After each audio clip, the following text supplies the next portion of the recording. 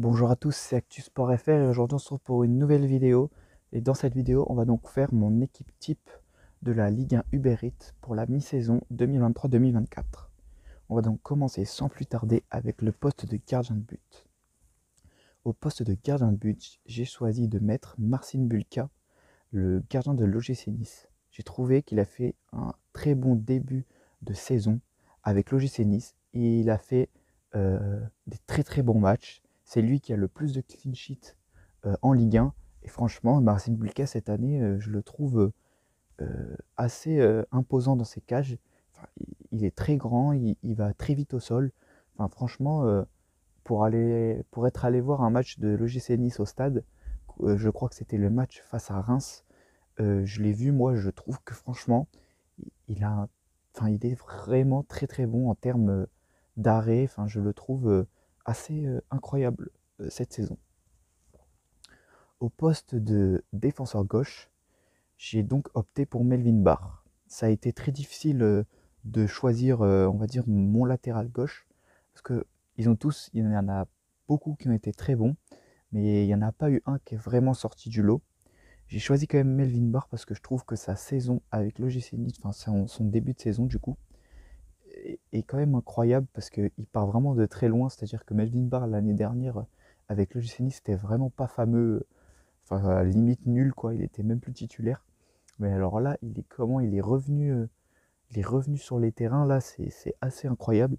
Enfin franchement, je le trouve impérial sur son côté, quoi. Enfin, défensivement, c'est vraiment incroyable.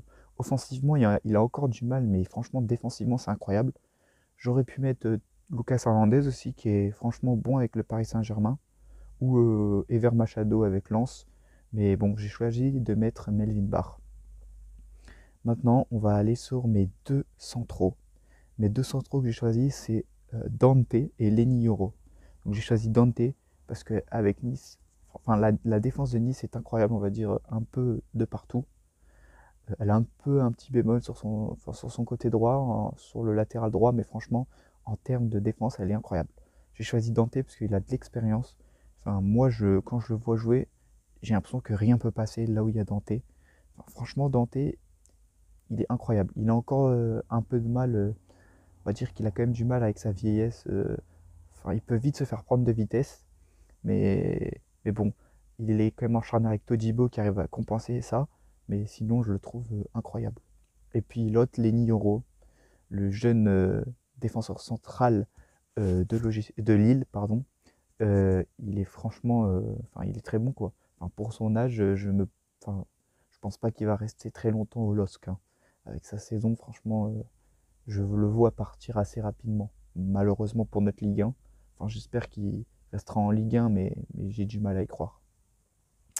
Au poste de latéral droit, en tant que Parisien, ça fait un peu de mal de le mettre. Mais bon, j'ai opté pour Jonathan Klaus. Parce que franchement, Jonathan Klaus, même en tant que Parisien, je suis obligé de le dire, il est très bon. Franchement, sur ce côté, ce qu'il fait là, sur ce début de saison, c'est quand même incroyable. Enfin, on voit qu'il s'est quand même rattrapé de sa fin de saison dernière où il a été vraiment moins bon. Parce qu'on a vu que la non-sélection pour la Coupe du Monde, ça lui a fait du mal. Et puis là, on a vu hein, avec ses performances, ça lui a permis de revenir justement euh, avec l'équipe de France. Enfin, Klaus, c'est quand même du haut niveau, hein. J'aurais pu mettre Hakimi, qui fait aussi une très bonne saison avec le Paris Saint-Germain, mais j'ai opté pour Klaus parce que franchement, Klaus, je le trouve quand même très bon, surtout offensivement. Ensuite, on va aller sur mes trois milieux. J'ai décidé de ne pas mettre de milieu défensif parce que j'arrivais pas à me choisir entre ces trois milieux-là, donc ça va être une compo quand même assez offensif. Disons que ça va être compliqué qu'elle soit jouée dans la vraie vie. J'ai mis Teddy Thomas, le joueur de Reims, Alexander Golovin de Monaco et Warren Zaïre-Emery du Paris Saint-Germain. On va donc commencer par Teddy Thomas. Je connaissais absolument pas ce joueur quand la saison a commencé avec Reims parce que c'était une recrue. Mais franchement, je suis assez étonné de son niveau.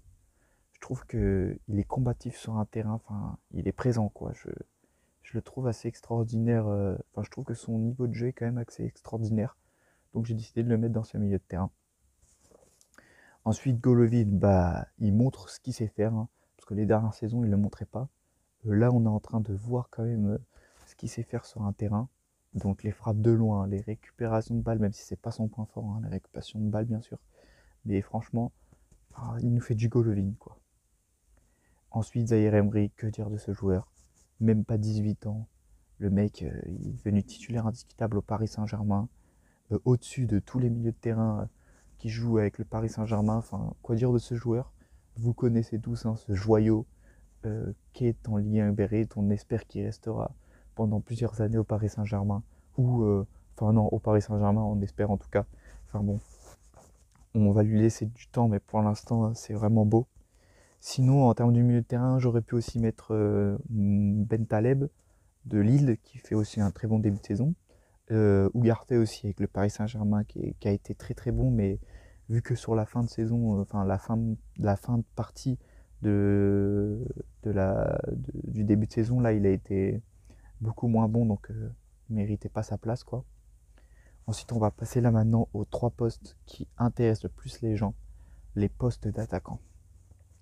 En attaquant gauche, j'ai mis Romain Del Castillo, parce que je trouve qu'il fait une très bonne saison avec Brest. Il met beaucoup de buts. Enfin, il est assez. Enfin, je le trouve franchement très bon avec Brest. Donc j'ai décidé de le mettre attaquant gauche. Ensuite, mon attaquant droit, c'est un buteur, mais j'ai décidé de le mettre à attaquant droit parce que j'ai mis un autre buteur à ce poste-ci. J'ai mis Aubameyang. Alors, vous allez me dire pourquoi Aubameyang? Aubameyang a fait un très mauvais début de saison, mais tout début de saison, il était très mauvais. Enfin, il n'était pas à la hauteur de la qualité qu'il a de jeu. Mais vraiment, sur la fin de la partie du début de saison, là, il a été, mais franchement, il a été incroyable, Aubameyang. Il tapait des buts à chaque match, les passes décisives, tout ça. Enfin, franchement, Aubameyang, c'était du lourd.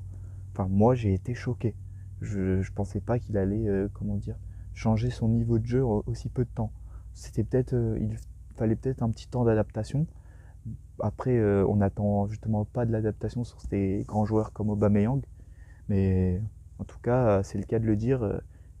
Enfin, là maintenant, on espère qu'il restera sur sa lancée pour l'OM en tout cas, parce que franchement, c'est assez incroyable ce qu'il fait. Et puis l'attaquant buteur, je pense que vous savez tout ce qu'il sait.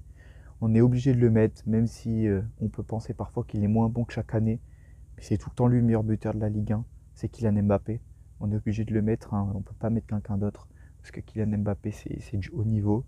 Et puis c'est le meilleur buteur du championnat, quoi. Ça claque presque un but à chaque match. Tu es obligé de le mettre. Voilà. Ben, ensuite, je vais quand même faire des petites mentions honorables en attaque à des joueurs que j'aurais pu mettre. Il y a Zegrova de Lille que j'aurais pu mettre, qui fait franchement un très bon début de saison avec sa percussion, ses dribbles. Je trouve qu'il est assez incroyable quand même. Donc j'aurais pu le mettre, mais j'ai pas opté pour lui. Et après aussi, comme un peu on va dire chaque année, il y a Wissam Ben Yedder que j'aurais pu aussi mettre, qui fait un il nous fait du Ben Yedder, quoi. Marquer ses buts, il est là, il est présent. Quand il joue, il est là. Enfin, Wissam Ben Yedder, quoi. Voilà. Vous avez donc vu mon équipe de la Ligue 1 Uber Eats.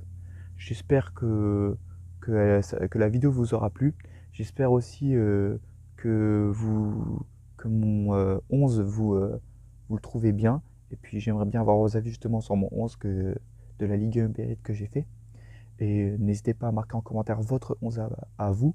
Et puis voilà, hein, j'espère que cette vidéo vous aura plu. C'était ActuSport FR. Ciao.